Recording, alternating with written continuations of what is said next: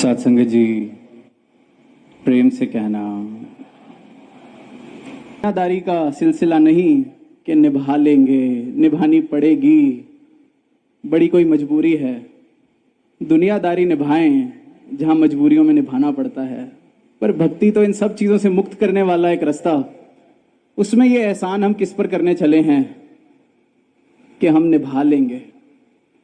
तो मन के अगर ऐसे भाव हैं, जीवन पर अकल का इतना जोर है कि दिल नहीं मानता कि कहे अवतार गुरु ही रब है, इस विच कोई भुलेखा नहीं, कि परमात्मा है भी कि नहीं, अकल मेरी नहीं मानती, तो दास तो ये कहेगा फिर इस ढोंग को छोड़ के अकल को पूरी दुनिया में जाके आजमा लें, इसको चलाएं, दौड़ाएं, भगाएं, शायद थक के किसी दिन ये भी हार मानेगी और उस दिन शायद समर्पण आएगा जीवन में। क्योंकि उससे पहले तो ना ढोंग से मुक्ति मिलनी, ना आनंद मिलना, तो अपने साथ ये धोखा ना करें। और दुनिया में भी यही अलग अलग तरीकों से दुनिया कर रही है।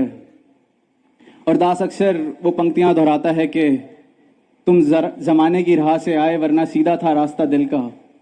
और मेरी अकल को अगर सीधा रास्ता पसंद नहीं आ रहा तो दास तो सबको यही न्योता देता है कि जरूर जमाने की राहों में जाएं, इतनी हिम्मत दिखाएं। अकल का पूरा जोर, जहां अकल में इतना बल है कि सच को नकार रही है, तो फिर उसको घूमने दें जमाने की राहों में। और जब जमाने की राह से थक कर लौटेंगे तो सदगुरु ने तो यही मिलना है, क्योंकि ये रब हैं और इनका ब्रह्म ज्ञान अटल सच्चाई है। इसने कहीं जाना नहीं, इन्होंने कहीं जाना नहीं। तो जब घूम फिर के हम पहुंच जाएंगे तो इनके चरणों में ही आना है। तो यही बात कि किसी प्रकार का जोर, किसी बात का एहसान किसी पर ना करते हुए अपने पर यह एहसान करें कि अकल का भी जोर है तो उसको भी दौड़ाएं आए दुनिया में जाके।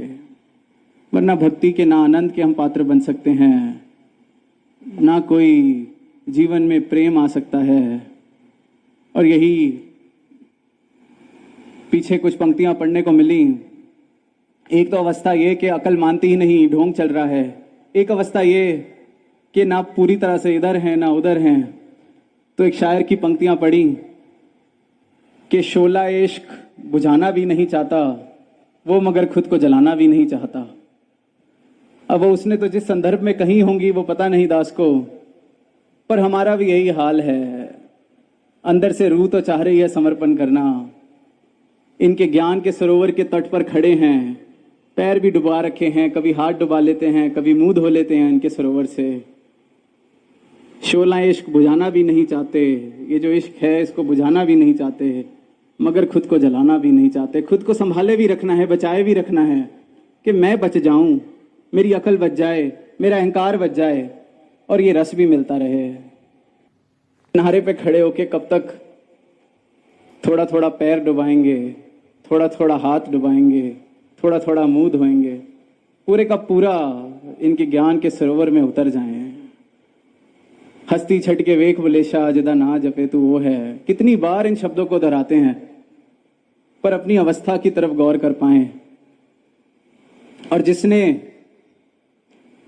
खुद को जलाया है तो उसको तो इसने अमर ही किया है सदगुरु ने।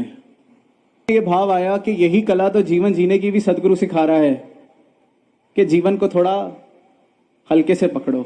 इतने जोर से पकड़ के रखोगे तो दुख, संताप आना ही आना है, जख्म पड़ने ही पड़ने हैं।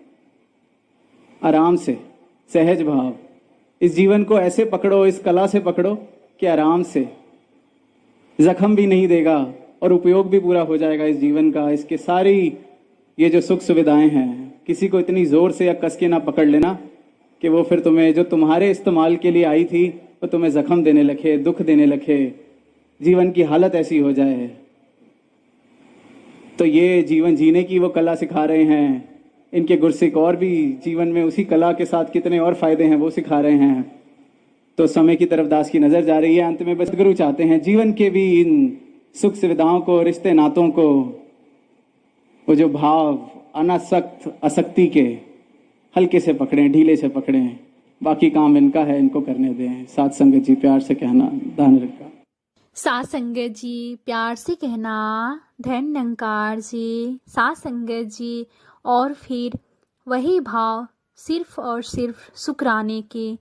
कर दिया है बेफिक्र तूने सच्चे बादशाह, कर दिया है बेफिक्र तूने, फिक्र अब मैं कैसे करूं, फिक्र तो ये है मेरा, शुक्र कैसे करूं, शुक्र कैसे करूं, शुक्र कैसे करूं। साथ संगत जी प्यार से कहना, धन्यकार से।